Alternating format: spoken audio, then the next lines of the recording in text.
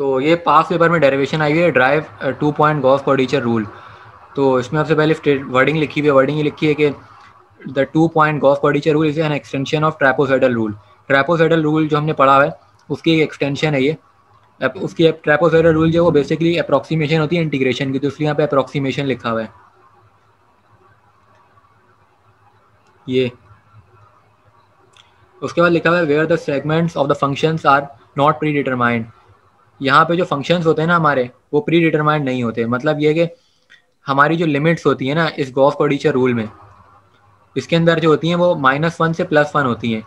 तो जो हमारे ये जो हैं ए बी जो नहीं होते इसमें, लेकिन यहाँ पे बोल रहा है कि फंक्शंस जो है हमारे ए बी नहीं हो सकते, मतलब कुछ भी नहीं हो सकते। जैसे और ट्रैपोसाइडल रूल देख लो या जितने भी रूल देख लो, वहाँ लिमिट कुछ भी हो सकती है, लेकिन यहाँ ऐसा नहीं है।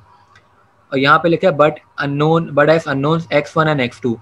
अब यहाँ पे x1 x2 c1 c2 एक कॉन्स्टेंट्स होते हैं, ये तुम्हें याद करने होंगे। सवाल जो अपने सॉल्व करा उसमें भी तुमने देखा था, तो ये कॉन्स्टेंट्स होते हैं। उसके बाद ये बोल रहे हैं कि जो गॉस क्वाड्रेचर जो है 2 पॉइंट गॉस क्वाड्रेचर रूल जो है, ये इंटीग्रल में किस तरीके से हम लिखेंगे। इंटीग्रल में हमने लिखा है इस तरीके से, function upper limit b lower limit a, और इसको हमने i से रिप्रेजेंट कर दिया।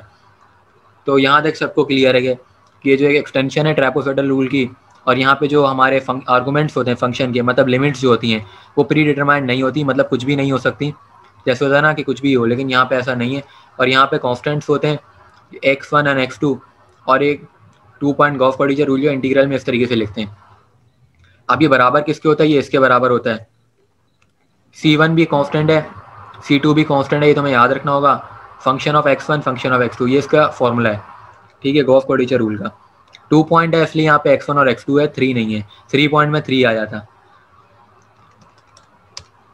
उसके बाद आगे लिखा हुआ है कि इसके अंदर ना जो लिमिट्स हैं 1 और -1 होती है, तभी सॉल्व होता है, वरना सॉल्व नहीं होता ये सवाल। वरना एक और फॉर्मूला लगता है जिससे हम लिमिट्स कन्वर्ट करते हैं। वो जब सोल्यूशन पर आऊँगा मैं तो उसके सोल्यूशन भी एक्सप्लेन करूँगा कि किस तरीके से कन्वर्ट होता है। अभी सिर्फ इसकी बात ही मैं बता रहा हूँ मैं। उसके बाद आगे ये बता रहे हैं कि ये जो सवाल है ना हमारा, फंक्शन को हम इंटीग्रेट करें upper limit b lower limit a, तो इसकी क्या होगा अगर हम गॉस क्वाड्रेचर से करें, ये सवाल है। तो हमने लिखा कि the answer lies in that any integral limits a and b can be converted into integral into an integral with limits. अच्छा, ये कह रहे हैं कि हमारा जो सवाल होगा जब भी गॉस क्वाड्रेचर तुम्हें करने को दिया जाएगा, तो ज़रूरी नहीं कि तुम्हारी लिमिट्स -1 से 1 होंगी, तुम्हारी लिमिट्स कुछ भी हो सकती हैं, लेकिन हम उसको कन्वर्ट कर सकते हैं। और कन्वर्जन का एक अलग फॉर्मूला, वो यहाँ पे अभी नहीं लिखा हुआ, लेकिन हम कन्वर्ट करते हैं, तब हम गॉस क्वाड्रेचर का फॉर्मूला लगाते हैं। उसके बाद हमने लिखा x = mt + c। ये जो चीज़ है ये तुम याद रखो कि x जो है वो mt + c के बराबर है। उसके बाद हमने बोला कि x जो है हमारा अगर a है तो हमारी क्या लोअर लिमिट क्या थी, -1 थी, ठीक है। तो हमने बोला if x = a then t = -1, और अपर लिमिट हमारी +1 होती है, तो x = b तो t = +1।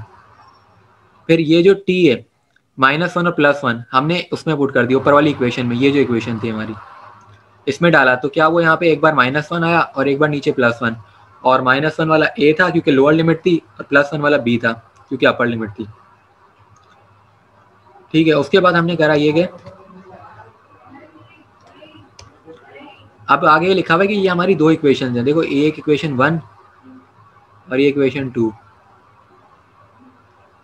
अब इन दो इक्वेशन को हम सॉल्व करेंगे ना, तो सॉल्विंग स्टेप यहाँ पे हमें नहीं दिए हुए, तो सॉल्व करने के बाद डायरेक्ट ये चीज़ आएगी m और c। तो ये चीज़ तुमने याद रखनी है। अब इन दोनों को किस तरह याद रखोगे, याद इस तरह करोगे कि एक में प्लस है एक में माइनस है, एक a प्लस का और एक माइनस का, और एक m और एक c, ठीक है। अब ये तुम्हारी चीज़ें आ गई। अब ये जो चीज़ें तुम्हारी आई ना, ये तुम किस में डालोगे, ऊपर वाली इक्वेशन में। ऊपर वाली कौन सी इक्वेशन थी, ये थी, देख रहे हो, इधर m भी है और c भी है, ये वाला m और c, ये वाला, ये डल जाएगा इसमें। तो किस तरीके से लिखा नजर आएगा, इस तरीके से लिखा नजर आएगा, x = ये जो है m है और ये c है। फिर हम इसका डेरिवेटिव लेंगे, तो ये जो t वाली चीज़ है इसका डेरिवेटिव में dt आ जाएगा, और बाकी वाली जो चीज़ है ना, ये वाली, ये जो पूरी चीज़ है ये 0 हो जाएगी, क्योंकि यहाँ पे कोई भी ना वेरिएबल नहीं है। जब वेरिएबल नहीं होता और फिर वो नंबर के होते हैं, नंबर का डेरिवेटिव 0 होता है, तो वो ख़त्म हो गया। तो हमारी क्या बची, डेरिवेटिव जो है ये आ गया, और जब डेरिवेटिव लेते हैं तो डी आ जाता है, तो इसलिए यहाँ पे एक्स के साथ डी आ गया और उधर टी के साथ डी आ गया और ये वाली चीज़ जीरो हो गई। तो हमें डेरिवेटिव भी मिल गया, एक्स भी मिल गया। तो जो हमारा फंक्शन है, हमारा शुरू से बात चली थी ना कि फंक्शन ये है हमारा और उसकी अपर लिमिट बी और लोअर लिमिट ए, तो हम इसको किस तरीके से लिखेंगे। यहाँ पे एफ के साथ एक्स था, तो एक्स की वैल्यू क्या है, ये पूरी वैल्यू है ना एक्स की, ये वाली हमने पूरी वैल्यू लिख दी। और उसके बाद डी एक्स था, तो डी एक्स की पूरी वैल्यू लिख दी ये वाली। तो एक गॉस क्वाड्रेचर का फॉर्मूला बन गया। अब ये फॉर्मूला तुम्हें याद करना पड़ेगा, लेकिन डेरिवेशन तुम्हें आ गई तो अब तुम्हें याद हो जाएगा इजीली फॉर्मूला। तो ये डेरिवेशन यहाँ तक थी, ठीक है।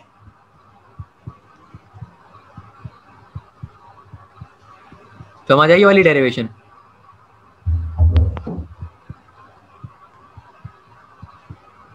यानी एक बार जरा थोड़ा सा एंड वाला पार्ट वापस समझा देना। कौन सा पार्ट, कहाँ से? एंड वाला पार्ट, आखिरी वाला इक्वेशन में जो पुट करी उसके बाद का।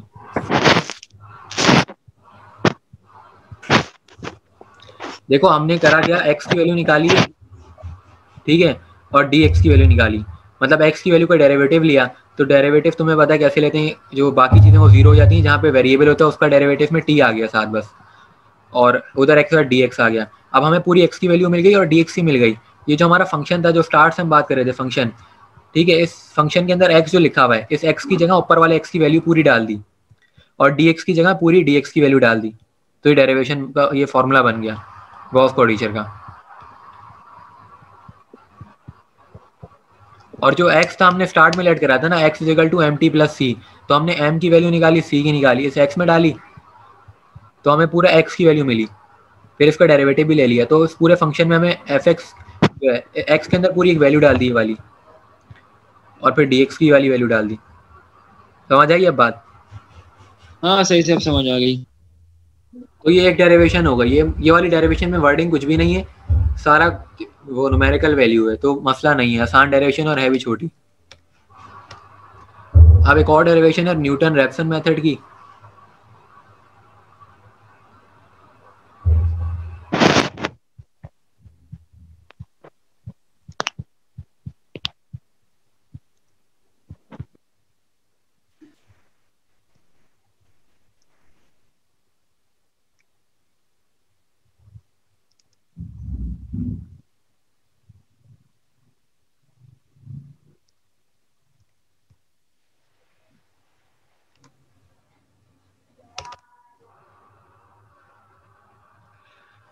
ठीक है, अब ये न्यूटन रैप्सन मेथड है।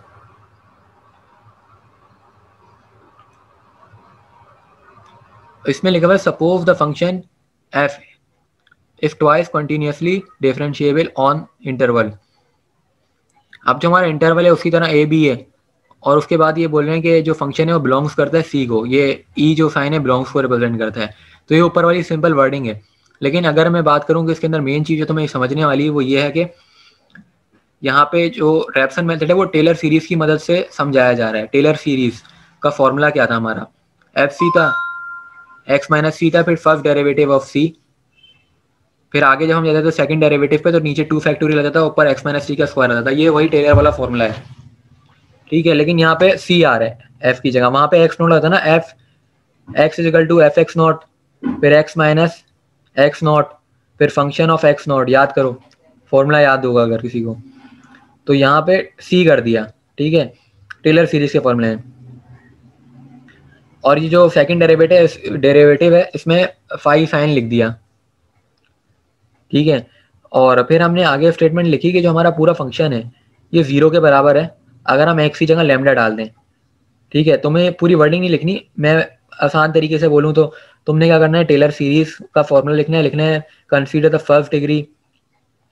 अगर तुम स्टार्ट से चलो लिखना चाह रहे हो, suppose that the function F is twice continuously differentiable on the interval. Interval बता दी तुमने, फिर बता दो कि भाई हम फर्स्ट डिग्री टेलर पॉलिनोमियल कर रहे हैं। टेलर पॉलिनोमियल में इसका फॉर्मूला वही है, बस एक्स नॉट की जगह सी लिख दिया हमने। टेलर सीरीज करी होगी तो वहाँ पे एक्स नॉट होता था, यहाँ सी कर दो। उसके बाद तुमने बोलना है कि जो हमारा पूरा फंक्शन है वो 0 हो जाएगा अगर हम यहाँ पे लैम्डा पुट कर दें एक्स की जगह। तो हमारा देखो फंक्शन है उसकी जगह हमने 0 लिखा हुआ है, और जहाँ जहाँ एक्स था वहाँ लैम्डा लिख दिया, और कोई चीज़ चेंज नहीं करी। उसके बाद हमने बोला कि ये जो हमारी स्क्वायर वाली टर्म है ना, ये हम निगलेक्ट करेंगे, ठीक है। जिस तरह अक्सर हम करते थे बायनोमियल में, हम बड़ी वैल्यूज निगलेक्ट कर देते थे, तो इधर भी हमने निगलेक्ट कर दिया। तो बाकी सारी वैल्यूज वैसी लिखी हुई हैं, अब ये बराबर किसके है, ये लैम्डा के बराबर है, और लैम्डा किसके बराबर है, C minus function of C divided by first derivative of function of C. अब ये जो चीज़ है ना, ये याद रखने वाली, लैम्डा की वैल्यू कैसे आई। लैम्डा की वैल्यू क्या है, is equal to C minus function of C divided by first derivative of C. तो ये चीज़ याद रखनी है। उसके बाद लिखा हुआ है this should be a better approximation to lambda. अब यहाँ पे ये जो वर्डिंग लिखी है ये लिखने की भी जरूरत नहीं है, तुम आगे लिख सकते हो कि हम इसको लैम्डा को एक्स एन से रिप्लेस कर रहे हैं। तो लैम्डा की जगह हमने एक्स एन लिख दिया, और सी की जगह भी, मतलब जहाँ जहाँ हमारे कॉन्स्टेंट और लैम्डा थे इन सबको हमने वापस एक्स से रिप्लेस कर दिया। तो एक्स से रिप्लेस करा तो जहाँ पे सी है ना उसमें एन माइनस वन होगा, और जहाँ पे लैम्डा है वहाँ एक्स होगा। तो ये जो फॉर्मूला बना है ये रेप्सन मेथड का बना है। अब ये फॉर्मूला तुम्हें वैसे ही याद करना था, जब तुम्हें सवाल सॉल्व करने पड़ते तुम्हें इस फॉर्मूले का रट्टा लगाना पड़ता। तो लेकिन अब ड्राइव करके भी दिखा दिए कि ड्राइव किस तरीके से हुआ है। ड्राइव दोबारा से मैं बता देता हूँ एक बार रिव्यू उस चीज़ का, कि ड्राइव इस तरीके से हुआ है कि तुम्हें टेलर का फॉर्मूला पता है, टेलर का फॉर्मूला तुमने लिखा, वहाँ पे एक्स नॉट की जगह सी लिख दिया। फिर तुमने बोला कि हमारा जो फंक्शन है ये 0 के बराबर है और एक्स लैम्डा के बराबर है, तो फंक्शन की जगह 0 लिख दिया, और जहाँ जहाँ एक्स है वहाँ लैम्डा लिख दिया। और फिर तुमने निगलेक्ट कर दी स्क्वायर वाली टर्म, लिखना है निगलेक्टिंग लैम्डा माइनस सी का स्क्वायर, ये निगलेक्ट कर दिया हमने, तो ये गायब कर दिया यहाँ से। उसके बाद इस सबको जो वैल्यूज थी उनको लैम्डा के बराबर लिया, और लैम्डा किसके बराबर है, C minus function of C divided by first derivative of function of C. ये चीज़ तुमने याद रखनी है, बस यहाँ पे ये चीज़ रट्टा है।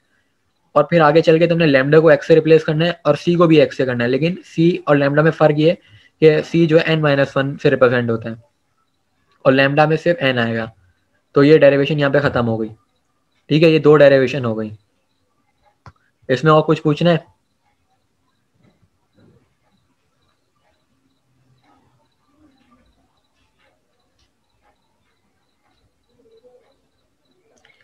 पूछना है? क्लियर है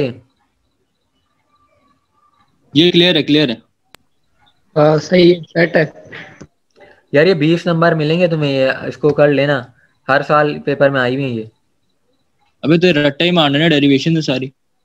हाँ वही रट्टा लगाना है, लेकिन फिर भी थोड़ा बहुत तो मैं बता रहा हूँ ना कि तुम लोग को मुश्किल ना हो। सेट हो गया जानी, सेट हो गया। कौन सी क्लास चल रही?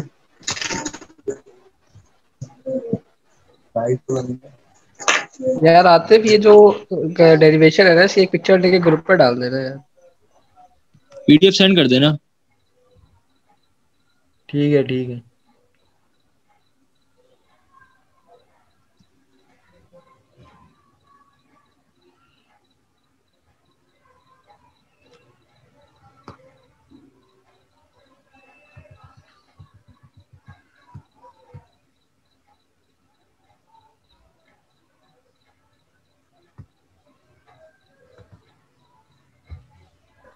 अभी आखिरी अरे डेरिवेशन ये है। असद का है। क्या कह रहे हो? क्या कह रहे हो? मैं तो आपसे पूछ रहा हूँ कि असद कहाँ पर। अबे वो आजकल ऑफिस में माशाल्लाह उसका बिजनेस चल रहा है, तो वो उसमें मसरूफ है। पंचर की दुकान को ऑफिस बना दिया उसने। नहीं नहीं अबे माशाल्लाह अपना उसका पूरा सेटअप चल रहा है यार, क्या तू बोल रहा है। खैर अभी पढ़ लेते हैं, बाद में तुझे बता दूंगा। चलो अब ये आखिरी डेरिवेशन है, न्यूटन फॉरवर्ड डिफरेंस, ये भी सब पेपर में आई हुई है। ठीक है, तो इसको स्टार्ट करते हैं। इसमें लिखा है we suppose n plus one points. हमने यहाँ पे सबसे पहले सपोज करा n प्लस वन पॉइंट्स, और ये पॉइंट किस तरीके से थे हमारे, चल रहे हैं x naught x one x n. ठीक है, और ये सारे बराबर हैं, इक्वली स्पेस्ड हैं। ये एक और इसमें मेन इंपॉर्टेंट पॉइंट है, क्यों? क्योंकि जब तुम्हें पता है सवाल के अंदर हमें क्वेश्चन दिया था है उसमें अगर इक्वली स्पेस पॉइंट होते हैं तो हम यहाँ पे न्यूटन फॉरवर्ड लगाते हैं, हम डिवाइड डिफरेंस नहीं लगाते। फॉरवर्ड वाले सवाल तब लगते हैं जब सारे जो इंटरवल हैं वो इक्वली स्पेस्ड हों। तो हमने n plus one point consider करें, x1 x2 xn तक चले गए, और ये सारे बराबर थे, इन सबका डिफरेंस बराबर था। अब डिफरेंस कैसे निकलता है? डिफरेंस निकलता है ना second value minus first value. तो यहाँ पे लिखा हुआ है x i plus one minus x i is equal to h. ये डिफरेंस का फॉर्मूला सिंपल है, पता है हर एक को। अब ये जो आई है, आई का मतलब क्या होता है? नंबरिंग होती है, कहाँ तक जा रही है? n माइनस वन तक जा रही है, मतलब 0 1 2 3 जो हमारी टर्म का नंबर होता है वो। उसके बाद बोल रहे हैं कि जो x1 है, x1 किसके बराबर होता है? अब ये जो ऊपर वाला फॉर्मूला था ना एक्स आई वाला, इसको हमने इंटरचेंज करके लिख दिया x1 is equal to x naught plus i h. मतलब इसको थोड़ा चेंज करा है, लेकिन ये चीज़ तुमने याद रखनी है कि ये फॉर्मूला एक है x1 का, और यहाँ पे i कहाँ तक जा रहा है, n तक जा रहा है। उसके बाद बोले we would like to be able to reduce P के X the polynomial of k degree. अब ये देखो, हम टेलर सीरीज करते थे, तो टेलर सीरीज में हम जब थर्ड डिग्री लिखते थे तो हम p3 लिखते थे, ठीक है। तो यहाँ पे हम k डिग्री की बात करें, हमारी डिग्री यहाँ पे k है, मतलब नंबर नहीं है कोई, अल्फाबेटिकल नंबर है ये। तो यहाँ पे n क्यों नहीं लिया, n इसलिए नहीं लिया क्योंकि जो n है ना वो हम आगे कहीं ना कहीं आ जाता है, जैसे हम n टर्म होती है हम ऊपर ले चुके हैं ना n+1, तो इसलिए हमने डिग्री के लिए, हम डिग्री पर n नहीं ले सकते, एक नाम हम 2 दफ़ा नहीं ले सकते। उसके बाद है विच इंटरपोलेट्स फंक्शन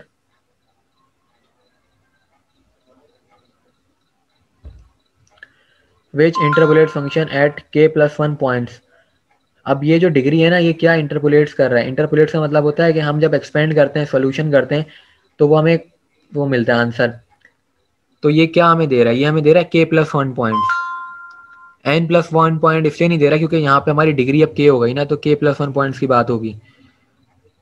और उसके बाद ये बोल रहे हैं कि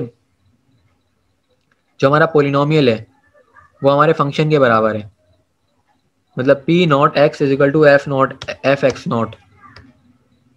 उसके बाद अगली ये यहाँ पे इक्वेशन है पी के इज इक्वल टू पी के -1x।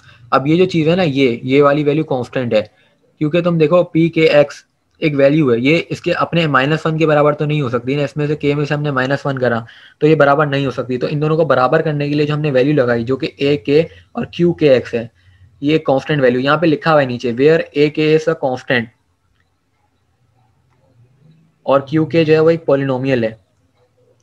पॉलिनोमियल किसका, डिग्री ऑफ k का। such that the coefficient term of xk इस 1, जो कोफिशिएंट टर्म है वो 1 है। अब क्योंकि 1 इस तरह होती है ना कि जो भी नंबर मल्टीप्लाई होते हैं, यहाँ कोई नंबर ही नहीं लिखा हुआ तो हम बोलेंगे 1 है वो।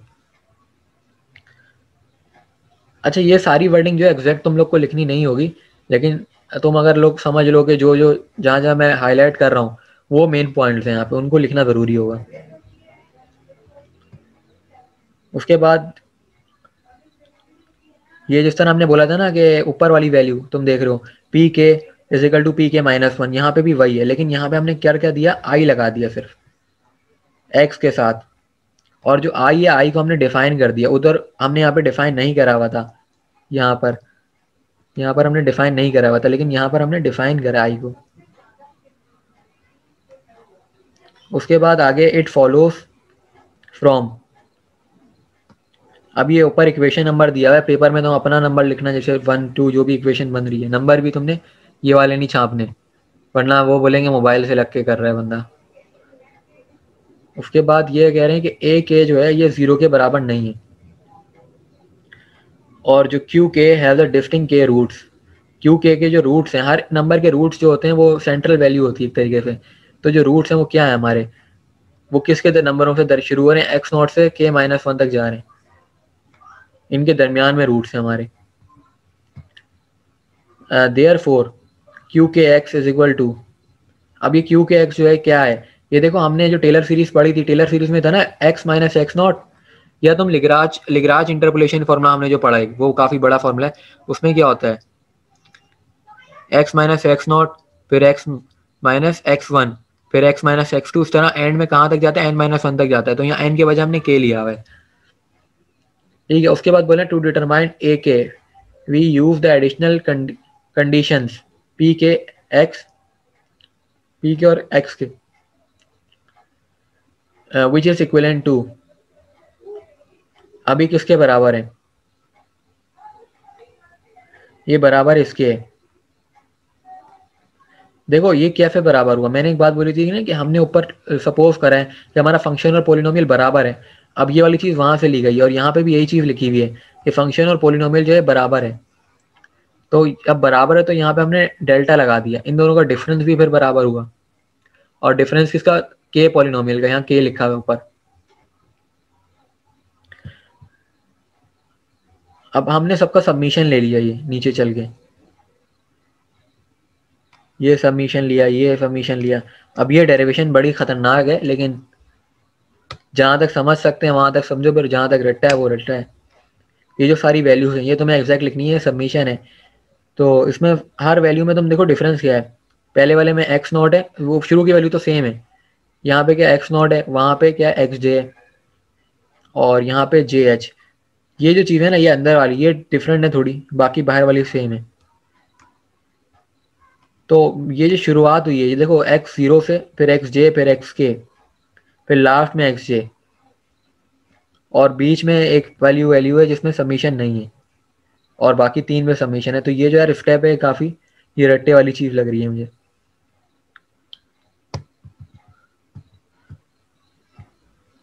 उसके बाद ये एक और लाइन आ रही है, ये वही लाइन लिखी हुई है जो पीछे हमने लिखी थी एंड करके।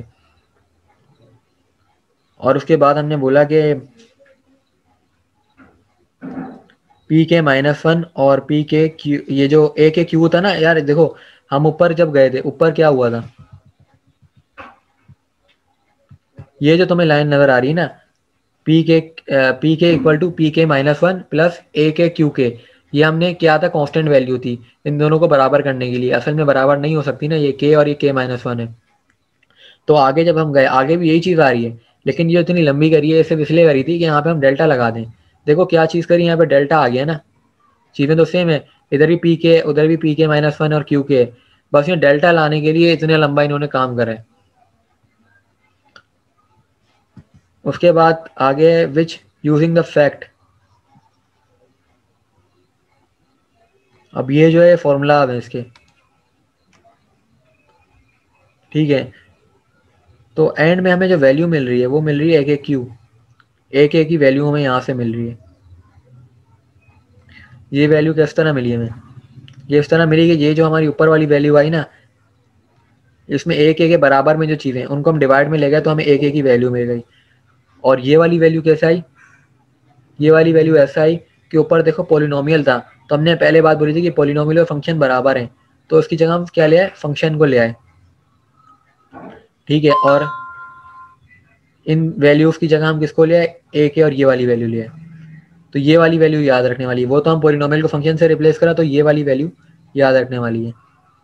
और उससे फिर हमें ए के की वैल्यू मिल गई, और एट द एंड हमारी जो इक्वेशन बनी वो पी के इज इक्वल टू पी के -1 एक्स, और ए के की वैल्यू लिखी। फिर ये जो मैंने बोला था ना एक्स माइनस एक्स नॉट एक, ये वाली ये पूरा के -1 तक चली। तो यहाँ पे डेरिवेशन खत्म हो गई। तो डेरिवेशन ही काफ़ी टफ है, लेकिन ये पेपर में आई हुई थी और हर बार आती है। तो एक बार दोबारा से रिव्यू करते हैं, क्योंकि काफ़ी मुश्किल डेरिवेशन है ये। मतलब ये पहली चीज़ है, फिर इसे मैं देख के घबरा गया था, क्या है भाई हमें पढ़ाया सही नहीं है। तो सबसे पहले हमने क्या करा, सपोज करा n+1 पॉइंट्स, और जो हमारे पॉइंट्स थे वो क्या थे, एक्स नॉट से लेकर एक्स एन तक थे, और ये इक्वली स्पेस्ड थे क्योंकि न्यूटन फॉरवर्ड में इक्वली स्पेस्ड होते हैं। और जो हमारा एच है, एच का होता है डिफरेंस होता है। तो डिफरेंस कैसे आता है, second value minus first value, तो सेकंड वैल्यू को रिप्रेजेंट करा है xi+1 से, और फर्स्ट वैल्यू को करा है xi से, तो माइनस करा तो h आ गया। और i के हमारा 0 से लेकर नंबर्स हैं n-1 तक। फिर जो xi है वो किसके बराबर है, ये बराबर है x0 प्लस IH। अब ये वाली जो वैल्यू है ये याद रखने वाली है, और i यहाँ पे चेंज हो गया कहाँ तक, n तक हो गया, उधर n-1 तक थे, तो ये फ़र्क है यहाँ पे। उसके बाद हमने बोला कि हम इसको डिड्यूस कर रहे हैं k डिग्री तक, k पॉलिनोमियल जैसे टेलर में 3 तक होता था, तो यहाँ हम k तक जा रहे हैं। और यहाँ पे पॉइंट्स हमारे k+1 तक हो गए, n+1 की जगह हम k पर आ गए अब। और जिसकी वजह से हमारी जो x की वैल्यू है ये पहले n तक थी, अब यहाँ k तक हो गई। उसके बाद हमने बोला कि जो हमारा पॉलिनोमियल और फंक्शन बराबर है, ये बोला हमने, ये पॉलिनोमियल और फंक्शन बराबर है, यहाँ पर हमने बात बोल दी। उसके बाद हमने बोला कि अगर हम इसको नॉट था, नॉट की जगह हम k कर दें और यहाँ k-1 कर दें, तो यहाँ पे हम कुछ कांस्टेंट लगाएंगे जिससे बराबर हो जाएगा। तो हमने a के कांस्टेंट लगाया, इसको लिखा हुआ है कि वेयर a के कांस्टेंट और q के is a polynomial of k degree. तो तुम आगे की लाइन ना भी लिखो, सिर्फ ये चीज़ तुमने बतानी होगी कि a के कांस्टेंट है और q के जो है वो पॉलिनोमियल है k डिग्री का, क्योंकि यहाँ पे k आ रहा है, जो डिग्री होती है वो नीचे लिखी आती है। उसके बाद हमने बोला कि पी के -1, ये जो हमने शुरू में करी थी वैल्यू, इसको हमने फंक्शन के बराबर ले लिया, पॉलिनोमियल को फंक्शन के बराबर। और यहाँ पे i जो है कहाँ तक जा रहा है, k-1 तक जा रहा है, पहले n-1 तक जा रहा था। देखो यहाँ पे चीज़ें चेंज पे चेंज होती जा रही हैं। तुम स्टार्ट देखो, स्टार्ट हमारा n पे था, यहाँ पे n तक था, फिर n-1 तक आया, ठीक है, फिर आगे यहाँ पे वापस n तक आया, फिर k हमने लिया, k की बात करी, फिर k-1 की करी, और यहाँ पे भी k-1 तक जा रहे हैं। उसके बाद हमने क्यू के को डिफाइन करा कि क्यू के क्या है। ए के तो हमारा कांस्टेंट था, लेकिन क्यू के क्या है, क्यू के क्या है, पोलिनोमियल ऑफ द के डिग्री। पोलिनोमियल किस तरह आता है, एक्स माइनस एक्स नॉट, फिर मल्टीप्लाई होगा एक्स माइनस एक्स वन से, और ये कहाँ तक जाएगा, k-1 तक जाएगा। तो ये पोलिनोमियल है क्यू के, ये जो वैल्यू है, और ये जो ए के था ये कांस्टेंट था। तो इस आगे चल के हमने यही ड्राइव करना है, ए के और क्यू के। उसके बाद हमने क्या करा, पोलिनोमियल और फंक्शन को बराबर करा हुआ था, तो इन दोनों के आगे ट्राइंगल लगा दिए जो कि डेल्टा होता है, जो कि डिफरेंस होता है। हमने बोला जब ये बराबर है तो इन लोगों का डिफरेंस भी बराबर होगा, तो हमने डेल्टा लगा दिया, और डिफरेंस कहाँ तक था, के डिग्री तक था, इसलिए इसकी पावर के आ गई। फिर उसके बाद अब ये जो नीचे इतनी बड़ी लाइन आ रही है ये सिर्फ रट्टा है, मैं बोलूँगा, क्योंकि इधर सबमिशन के तक करा हमने, और जे ज़ीरो लिया, के तक की सबमिशन करी, और सी जे और पी के, और ये जो पूरा ये रट्टा है, इसकी लॉजिक मुझे नहीं पता है कहाँ से आया, कोई वर्डिंग नहीं लिखी हुई इसके बारे में। लेकिन हाँ, ये बराबर किसके, ये बराबर इसके डेल्टा पी के एक्स नॉट के, मतलब डेल्टा पी के एक्स नॉट की वैल्यू इतनी बड़ी है ये, और ये फंक्शन के बराबर है। तो यहाँ तक ये चीज़ तुम्हें रटनी है, ये वाली। उसके बाद हम आगे आए तो यहाँ पर हमने ऊपर पी नॉट की वैल्यू बताई थी, डेल्टा हमने देखो यहाँ पे किसकी बात करी थी, डेल्टा की पावर के पी एक्स और एक्स नॉट की वैल्यू इतनी बड़ी बताई थी। अब हम नीचे किसकी बात कर रहे हैं, नीचे हम बात करें फंक्शन की, तो फंक्शन की भी वैल्यू रट्टा, ये दो वैल्यूज तुम्हें रट्टा लगानी पड़ेंगी। और उसके बाद यहाँ पर क्या हुआ, यहाँ पर डेल्टा पी के, अब ये जो फंक्शन है, हमने बात बोली थी ना कि ऊपर भी यही बात बोली थी हमने कि पोलिनोमियल जो है वो के है, और हम इसमें से एक माइनस करेंगे तो बराबर नहीं हो सके, तो हम यहाँ कांस्टेंट लगाएंगे, तो कांस्टेंट ए के है हमारा, और जो क्यू के है वो हमारा पोलिनोमियल है। तो वही वाली चीज़, ऊपर वाली चीज़ वापस आई है, लेकिन बस डेल्टा का साइन आ गया यहाँ पे। उसके बाद हमारा जो है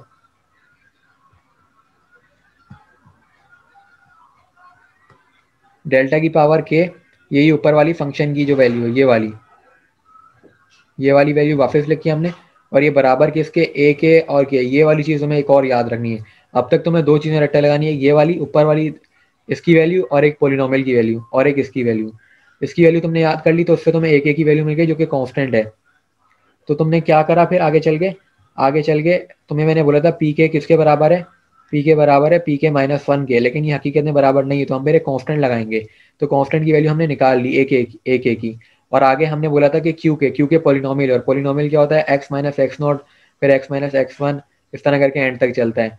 तो हमने लिखा finally we got the formula of Newton forward difference. ठीक है, अब समझ आ गया ये सबको क्लियर।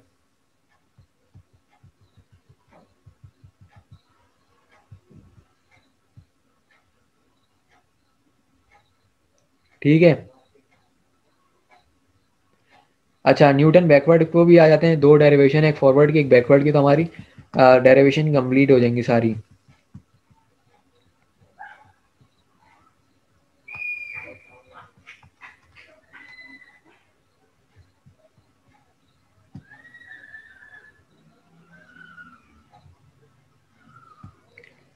हाँ, प्रैक्टिस करनी पड़ेगी, ये बात है, मैंने खुद प्रैक्टिस नहीं करी हुई, और मैं अपने बारे में यही सोच रहा हूँ कि मैं खुद ना रह जाऊँ इस पेपर में।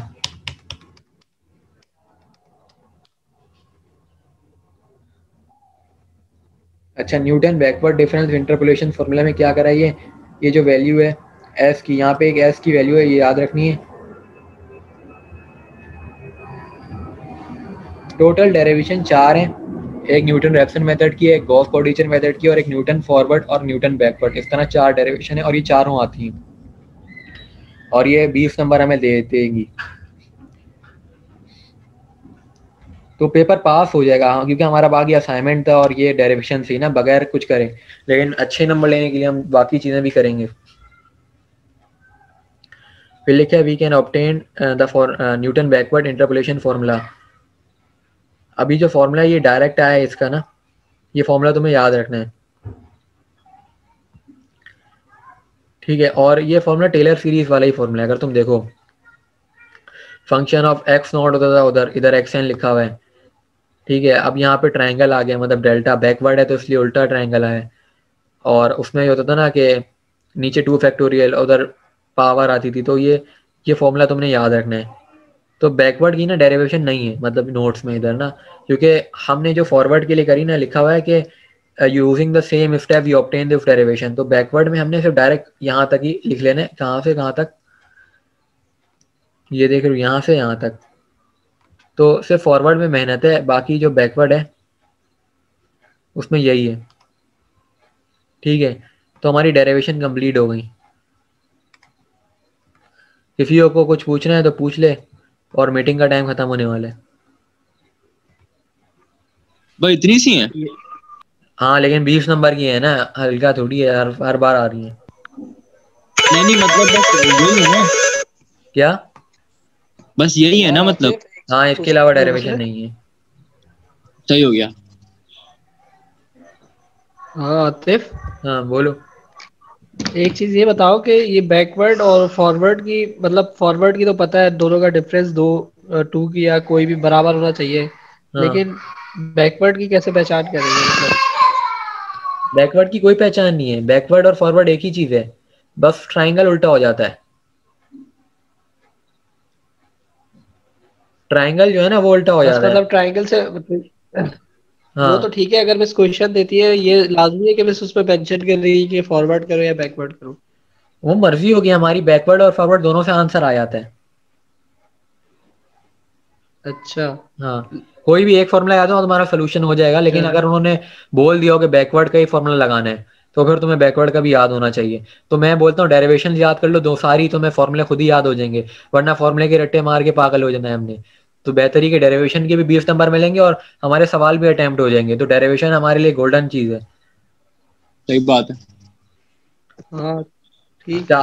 4 फॉर्मूले का मतलब है 4 सवाल अलग निकलेंगे, 20 नंबर ये, बाकी 4 अलग करोगे तुम्हारे 40 नंबर तो बन गए। और बाकी सही। असाइनमेंट है तो 70 तक तो हो ही जाएगा, और लोग पास नहीं हो पाते, हमारे इतने अच्छे आ जाएंगे। जिस तरीके से तू अभी पास कर रहा है ना हमें, मैं दुआ कर रहा हूँ अल्लाह करे ऐसी हो जाए जानी। यार अब ऐसे ही होगा, अब तक इसी तरह होते आए ना पास। तुम पिछली बार मीटिंग में आते ही नहीं थे इसलिए मसले हुए, वरना जिस तरह अभी काम करो पहले करते हो जाता सब। बस जानी दुआएं हैं। अब करेंगे चलो। ठीक है यार, मीटिंग में एंड कर रहा हूँ, हो गया खत्म। थैंक यू जानी। ओके। अल्लाह बस ये हाफिज। पिक्चर पिक्चर याद से अच्छा भेज वैसे देना यार। आतिफ, हाँ बोलो। आतिफ गॉस को ऑडिशन कब करेंगे? अच्छा, दोबारा मीटिंग फिर मैं करता हूँ ना एंड करके। चलो कर लो। ठीक है।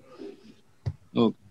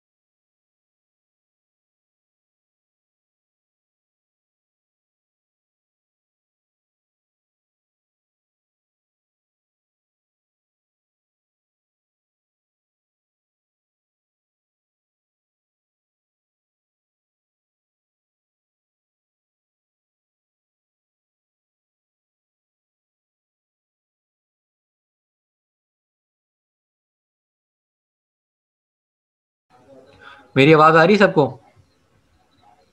तो ये गॉस कोएफिशिएंट मेथड की मैं बात कर रहा हूँ। तो यहाँ पे देखो सवाल जो आया हुआ है, यहाँ पे लिमिट्स तुम देखो, लोअर लिमिट क्या आ रही है, 0 है, और अपर लिमिट 1 है। तो इसकी शर्त ये है गॉस कोएफिशिएंट लगने की कि यहाँ पे लिमिट ना -1 से 1 होनी चाहिए। तो यहाँ अगर नीचे -1 होती तो हमारे लिए बड़ा आसान होता, डायरेक्ट हम लगाते, लेकिन यहाँ पे हमें कन्वर्ट करनी है लिमिट। तो देखो लिमिट कन्वर्ट करने के लिए हमारा एक फॉर्मूला है। फॉर्मूला क्या है? फॉर्मूला ये है, इसको मैं कलर को बढ़ाता हूँ।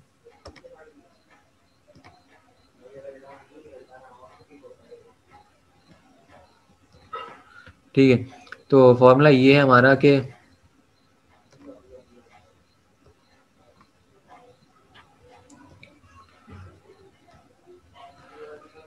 देखो फॉर्मूला हमारा है upper limit minus lower limit. तो हमारी अपर लिमिट क्या होती है? अपर लिमिट होती है हमारी ए और ये बी होती है। हाँ,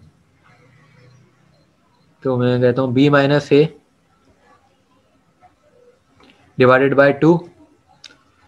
तो देखो पहली चीज़ क्या हुई हुई यहाँ पे, अपर लिमिट हमारी क्या थी 1 थी, लोअर लिमिट 0 थी। तो b माइनस ए अपॉन 2 मतलब upper limit minus lower limit. तो ये हमने पहला स्टेप करना है और करा के यहाँ पे लिमिट हमारी डायरेक्टली चेंज हो गई। 1 तो 1 ही रहनी थी लेकिन नीचे वाली हो गई। अब यहाँ पे कुछ भी होती तो वो क्या हो जाती 1 और -1 हो जाती। ये गॉस क्वाड्रेचर में करना लाजमी है। ठीक है, उसके बाद दूसरी चीज़ ये कि फंक्शन लगाया हमने और फंक्शन में भी यही करा, यही चीज़ आई, लेकिन यहाँ पे एक एक्स आ गया और यहाँ पर प्लस का साइन आया और दूसरी बारी में भी यही चीज़ आई लेकिन एक्स नहीं आया। तो ये कितना सिंपल है कि हमें अपर लिमिट को लोअर लिमिट से माइनस करके डिवाइड बाय 2 करना है, फंक्शन के बाहर लिखना है, फिर एक बार फंक्शन के अंदर लिखना है और एक बार एक्स लिखना है उसके साथ और एक बार एक्स नहीं लिखना और हमारी लिमिट्स कन्वर्ट हो गई। फॉर्मूला आसान है। कोई भी लिमिट हो हमने पहले चेक करना है लिमिट -1 और 1 है तो सही है, हमें ये करने की जरूरत नहीं है। अगर लिमिट कुछ भी है तो ये डायरेक्ट हमने डायरेक्ट ये लिमिट कर देनी है और तरीका यही है। ठीक है, अब इसके बाद हमने करा क्या, ये जो चीज़ है ये हमारी कोफिशिएंट है या नंबर है कांस्टेंट है, ये बाहर आ जाएगी इंटीग्रेशन के, तो ये बाहर आ गई, बाकी सारी चीज़ें अंदर रख दी हमने। अब उसके बाद ये जो है ना ये 3 पॉइंट गॉस क्वाड्रेचर है। ये सवाल देख लेते हैं, सवाल में क्या हमें बोला जा रहा है। यार आतिफ एक चीज ये बताना कि इसकी जो पावर डली हुई है -1/2, तो ये कहाँ चली जाएगी? कौन सी पावर? ये पहली इक्वेशन में देखो तुम, 1 माइनस एक्स स्क्वायर का की पावर है -1/2। हाँ भाई देखो यहाँ पे कुछ भी हो, अंदर कुछ भी हो, उसका हमारा कोई ताल्लुक ही नहीं है, हमारा सिर्फ लिमिट का काम है। समझ रहे हो बात? अच्छा, मतलब यहाँ पर कुछ भी लिखा हुआ हो तो हम सिंपल अंदर जो है ये वाला फॉर्मूला लगा देंगे b-a/2। हाँ यही लगाना है, कुछ भी यहाँ पे एक्सपोनेंट हो कुछ भी, उससे हमारा काम नहीं है। हमारा सिर्फ हमें सिर्फ लिमिट देखनी है और लिमिट को बदलना है और अंदर ये चीज़ आ जाएगी और उसके बाद हमारा फंक्शन इस तरह का लिखा हुआ नजर आएगा। ठीक है, अब कुछ दूसरे सवालों में कुछ और आएगा कि लिमिट पे मैटर करता है ना, लिमिट जो भी होगी तो जो उस लिहाज से आ जाएगा यहाँ पे।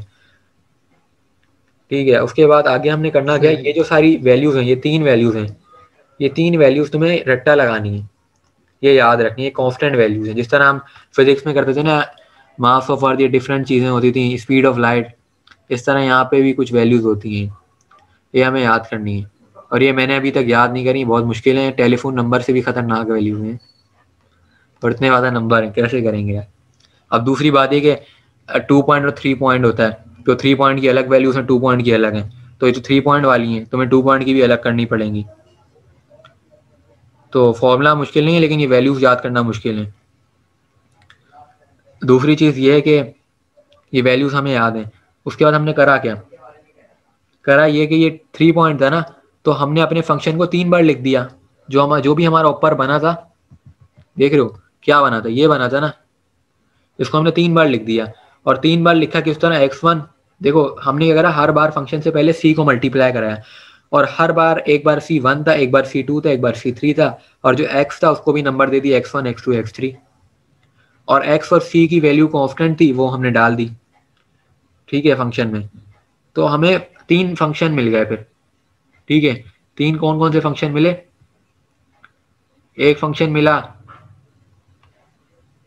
f0.0127, ठीक है, एक फंक्शन, इस तरह में डिफरेंट फंक्शन मिले। अब उन फंक्शन को के अंदर की जो वैल्यू है वो ऊपर वाले फंक्शन में डालनी है। देख रहे हो कौन सा फंक्शन, ये जो तुम बोल रहे थे ना कि ये यार ये इसका क्या काम है, जो भी हमें फिर फंक्शन हमारा बना उस फंक्शन की जो वैल्यू है, जैसे 0.01127 है, वो इस x के अंदर डालेंगे। ठीक है, और ये कैलकुलेटर में डायरेक्ट डालेंगे। अब दूसरी चीज़ ये कि कॉस है तो हमने मॉड रेडियन में रखना है, अगर हम डिग्री में करेंगे आंसर गलत आते हैं। कॉस जब भी होता है या साइन जब भी होता है तो हमने रेडियन में जाना है और उस फंक्शन की वैल्यू डालनी है। तो अब देखो ये फंक्शन था ना हमारा, ये वाला फंक्शन था हमारा, तो ये हमारा ऊपर वाला दूसरा था जो फंक्शन, इसके अंदर हमने सारी वैल्यू डाली, रेडियन में मोड रखा तो हमें एक वैल्यू मिल गई है। इस तरह दूसरा हमारा एक फंक्शन बना, 3 बनेंगे फंक्शन। दूसरा फंक्शन बना हमारा 0.5, वही कॉस वाले में डाली, रेडियन में मोड रखा, ये वैल्यू मिली। फिर ये तीसरा फंक्शन था, तीसरे की वैल्यू मिली। 3 वैल्यूज मिल गई तो उन 3 वैल्यूज को आपस में रखा हमने, देख रहे हो, ये वैल्यूज, ये इस तरह सारी वैल्यूज उस फॉर्मूले में डाली और 1/2 बाहर था, तो हमें एंड में आंसर मिल गया। ठीक है, अब इस आंसर की वेरिफिकेशन कैसे करोगे तुम? वेरिफिकेशन ऐसे करोगे कि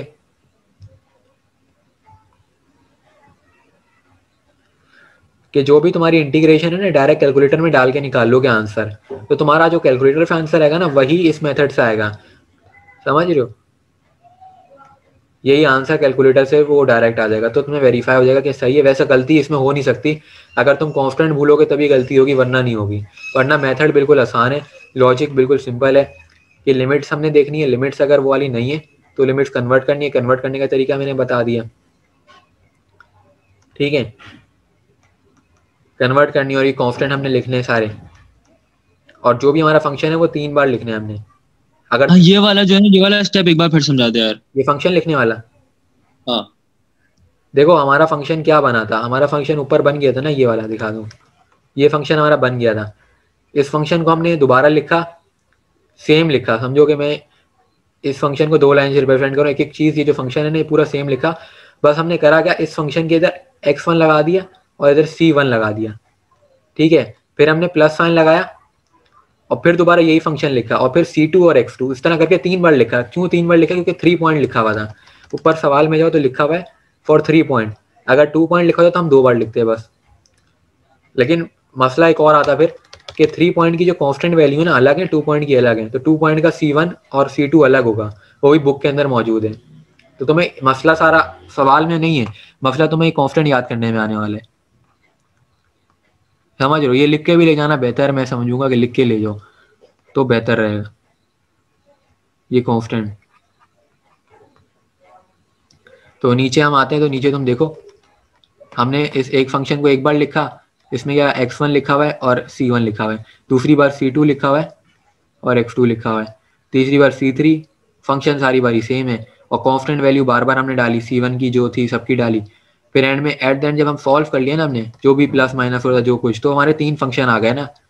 और जो 3 फंक्शन की वैल्यूज आई, जैसे पहली आई 0.01127, इसको अपने ऊपर वाले मेन फंक्शन में डाला। कौन से वाले फंक्शन में? ये वाले, ये मेन फंक्शन है, इसमें डाला।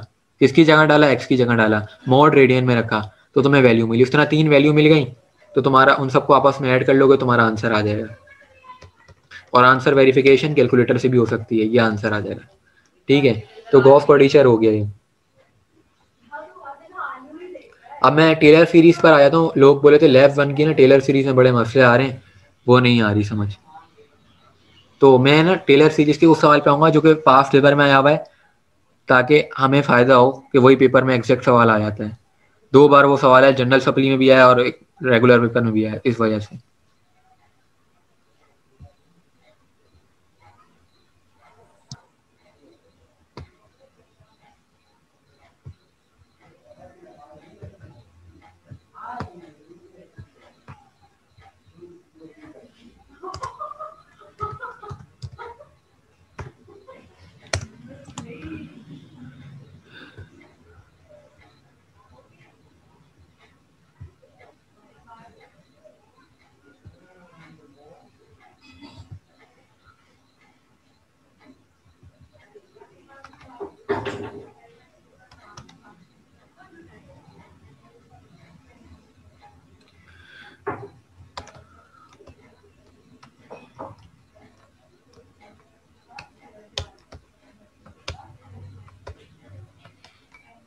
ये सवाल है क्वेश्चन नंबर 3 लैब 1 का। तो मैं ये बोलूँगा कि इस क्वेश्चन को रट लो, क्योंकि 2 बार पेपर में आया है। ठीक है, तो यही सवाल आ गया तो हमारे मज़े आ जाएंगे। अगर नहीं भी है तो फॉर्मूले में लॉजिक भी बताऊंगा कि लॉजिकली भी तुम टेलर सीरीज कर सकते हो, मसला नहीं है। लेकिन हमारी किस्मत चल रहा है तो वो 3 डेरिवेशन आ जाए, टेलर सीरीज के आ जाए, गॉस क्वाड्रेचर आ जाए और सिम्पसन और ट्रापेजॉइडल रूल आ जाए, तो हमारे ऐसे नंबर आएंगे 95 तक, तो अच्छा हो जाएगा। तो बात होती है यहाँ पे पहली चीज लिखी हुई है कि 4 डिग्री 4 टेलर पॉलिनोमियल।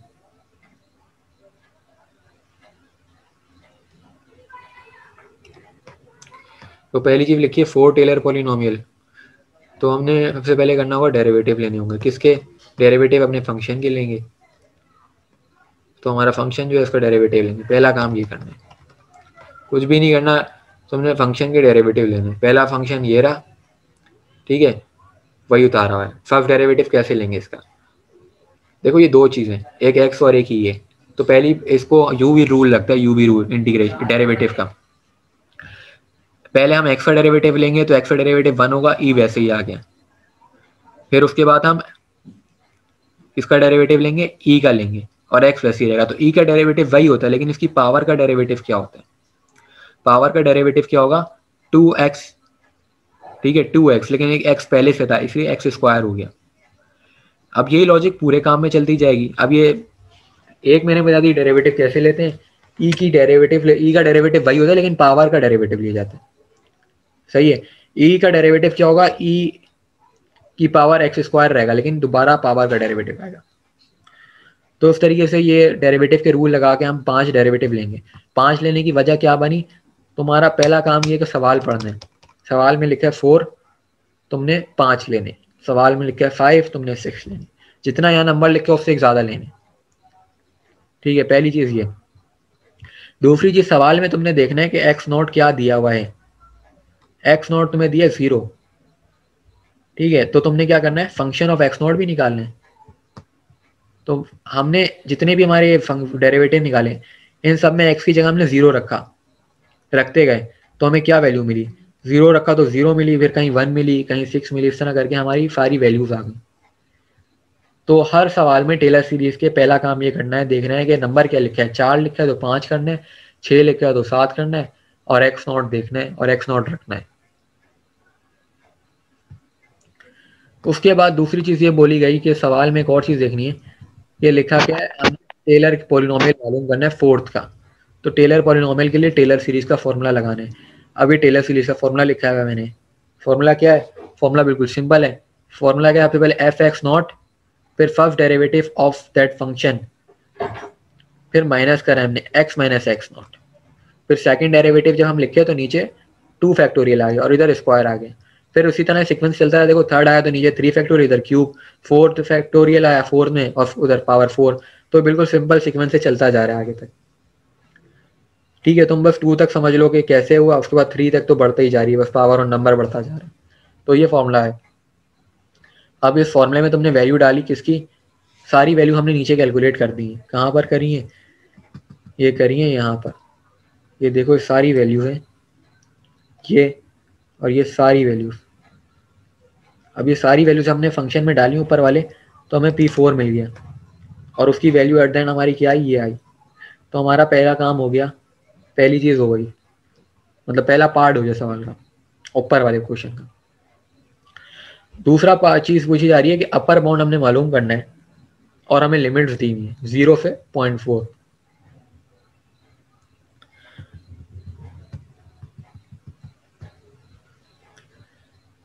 देखो अपर बाउंड मालूम करना है, तो अब हमने 5 लेने की वजह ये थी कि रिमाइंडर टर्म जो होती है ना वो अगली होती है। अगर जैसे हमने 4 बोला है तो 5th जो होगी वो रिमाइंडर टर्म होगी। और रिमाइंडर क्या होगा, रिमाइंडर उसी तरह होगा ना कि power 5th derivative divided by 5 factorial, और इधर भी पावर 5 आ गई, ठीक है। और ये जो साइन है, ये साइन सिर्फ एक रिप्रेजेंटेशन है कि हम रिमाइंडर निकाल लें, इसका कोई काम नहीं। इस साइन को कहते हैं जाई, ये एंड की तरह नजर आ रहा है तुम्हें। अच्छा, अब हमें लिमिट जो दी 0 से 0.4 तक दी थी, और ये जो चीज़ है ना, फंक्शन और पोलिनोमियल को माइनस करो तो रिमाइंडर आए। कैसे आया, देखो फंक्शन क्या होता है, फंक्शन होता है हमारा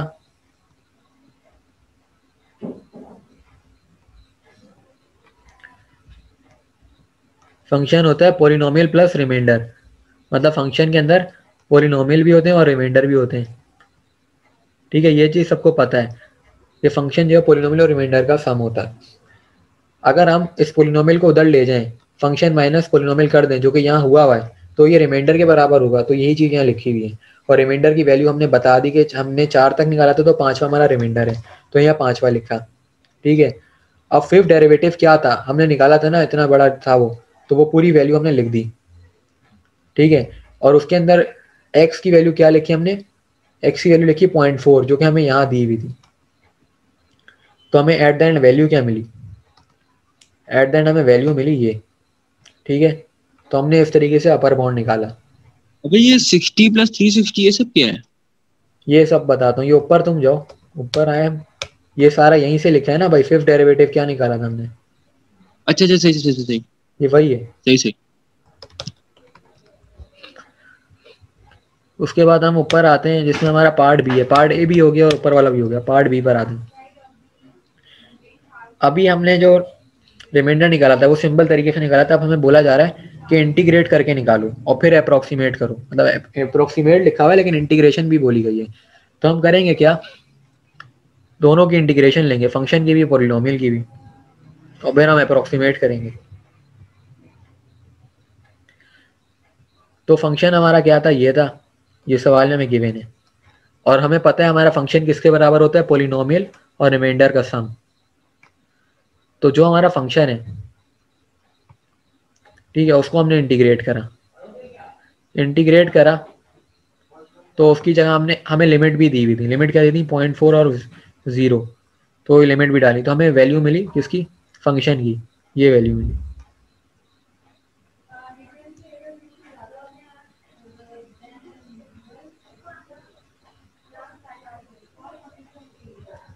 अच्छा नहीं, यहाँ पे सीन ये नहीं हुआ, यहाँ पे हुआ है कि हमने ना पॉलिनोमियल और रिमाइंडर की वैल्यू, हम रिमाइंडर ऊपर निकाल चुके थे और पॉलिनोमियल भी हम निकाल चुके हैं। तो उन दोनों की जो वैल्यूज हैं उन दोनों को हमने ऐड करा पहले, ठीक है, पॉलिनोमियल और रिमाइंडर की जो हम निकाल चुके हैं, और फिर हमने फंक्शन को अलग से इंटीग्रेट करा नीचे, ये जो हमारा फंक्शन था, तो इसकी वैल्यू जो थी ना वो बराबर आ गई। तो ये प्रूव हो गया ना कि हमारा फंक्शन जो है वो रिमाइंडर और पॉलिनोमियल का सम है। समझ रहे हो, रिमाइंडर हमने ऊपर निकाला था, कहाँ निकाला, ये देख रहे हो, ये निकाला हुआ है हमने रिमाइंडर, तो यहाँ से डायरेक्ट हमने पुट कर दिया।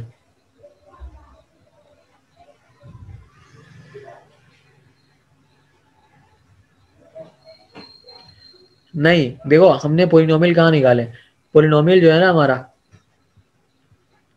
बताता हूँ, पॉलिनोमियल क्या था हमारा, x + x³ था, ठीक है, हमने पॉलिनोमियल को इंटीग्रेट करें। हमें सवाल जो है ना पार्ट बी, ऊपर सवाल की तरफ आते हैं, उधर लिखा हुआ है, ये कि हमने पॉलिनोमियल को भी इंटीग्रेट करना है और फंक्शन को भी करना है। तो पॉलिनोमियल हमारा आया था x + x³, ये आया था, ठीक है, P4 ये। तो हमने पहले इसको इंटीग्रेट करा, ठीक है, हमने पॉलिनोमियल को इंटीग्रेट करा, तो इंटीग्रेट करने के बाद हमारी वैल्यू आई ये वाली, सही है, पॉलिनोमियल की, और इसमें हमने फिर रिमाइंडर की वैल्यू भी ऐड कर दी ताकि हम फंक्शन की अप्रोक्सीमेट करें, ठीक है। अब फंक्शन की अलग इंटीग्रेशन करी तो फंक्शन और उन दोनों की वैल्यूज का सम बराबर हो गया, तो हमारा पार्ट बी भी हो गया। अब पार्ट सी देखते हैं क्या है। पार्ट सी लिखा है find an upper bound for the error be using, अब हमने अपर बाउंड निकालना है पॉलिनोमियल के को यूज करते हुए, और हमने ऊपर जो पार्ट बी में कैलकुलेशन करी उसको यूज करते हुए।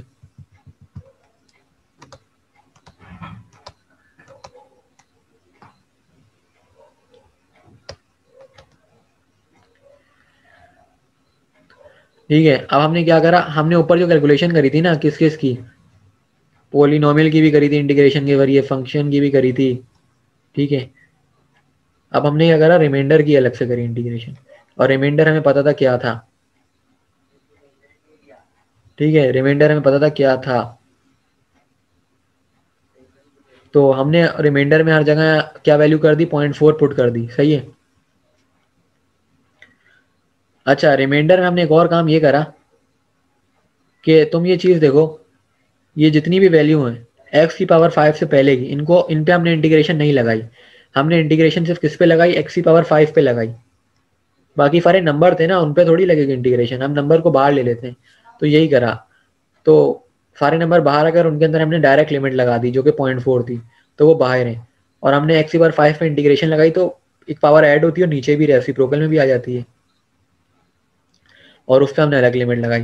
तो इससे हमारी क्या आ गया, अपर बाउंड आ गया। अपर बाउंड निकालना बिल्कुल सिंपल है कि जो भी हमारा एरर बाउंड है, जो भी हमने निकाला था, रिमाइंडर निकाला था, उस रिमाइंडर का जो x⁵ है उस पर खाली इंटीग्रेशन लगानी, बाकी सब बाहर रखने और उनके अंदर डायरेक्ट वैल्यू डाल देनी है,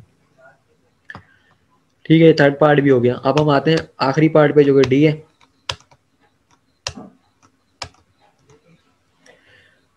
डी में लिखा हुआ है approximate first derivative of x not using P. अब हमने करना ये कि फंक्शन पे वैल्यू देनी है 0.2 और पोलिनोमियल पे भी देनी है 0.2 और हमने इनको अप्रोक्सीमेट करना है।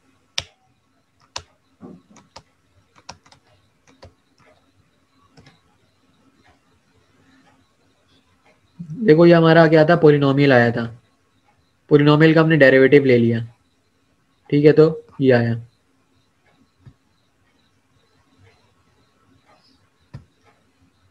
अच्छा, कोई सी का मैसेज है, पार्ट सी समझ नहीं है। पार्ट सी में हमने करा ये कि रिमाइंडर की जो भी हमारी टर्म थी ना, उसके अंदर रिमाइंडर टर्म हमने ऊपर निकाली है, ठीक है, तो बाकी सारी चीज़ें जो थी रिमाइंडर की वो बाहर हमने रख ली, वो हमने बाहर रख ली, और सिर्फ जो एक्स था ना उस पर इंटीग्रेट लगाया हमने, यहाँ पे फिर हमने एक्स वाली पे लगाया, और जो बाहर वैल्यू ली थी ना उनमें देखो ये 5 जो है फंक्शन पर 5 डेरिवेटिव है, तो 5 डेरिवेटिव हमने निकाला है ऊपर, वो पूरा डेरिवेटिव लिखा है यहाँ पे, और जहाँ जहाँ एक्स था एक्स की जगह 0.4 लिख दिया, तो बाकी कैलकुलेटर सी वैल्यू आई है सारी।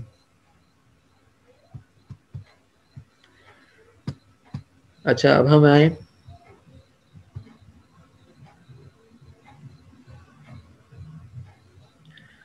ऊपर फॉर्मूले पे पूरे में इंटीग्रेट, हाँ ऊपर फॉर्मूले में पूरे पे लगेगा, लेकिन हमारा इंटीग्रेशन का रूल है ना कि पूरे पे लगा हुआ ये साइन इंटीग्रेशन का इस पूरे पे, लेकिन ये रूल है ना कि जो भी हमारे नंबर होते हैं उन पे इंटीग्रेशन नहीं लगती, उस नंबर को हम बाहर ले लेते हैं, तो इसलिए जितने भी नंबर थे सारे इन सबको बाहर ले लिया और सिर्फ एक्स पे लगा इंटीग्रेशन। और ये जो सारी वैल्यूज हैं ये सारी फिफ्थ डेरिवेटिव है जो हम ऊपर कैलकुलेट कर चुके हैं।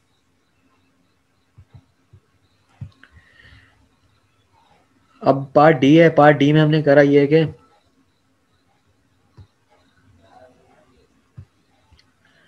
पार्ट डी में हमने करा है कि अप्रोक्सीमेट करें, डेरिवेटिव लिया अपने पोलिनोमियल का, डेरिवेटिव हमारा ये आ गया, ठीक है, और फिर जो हमारा फंक्शन था,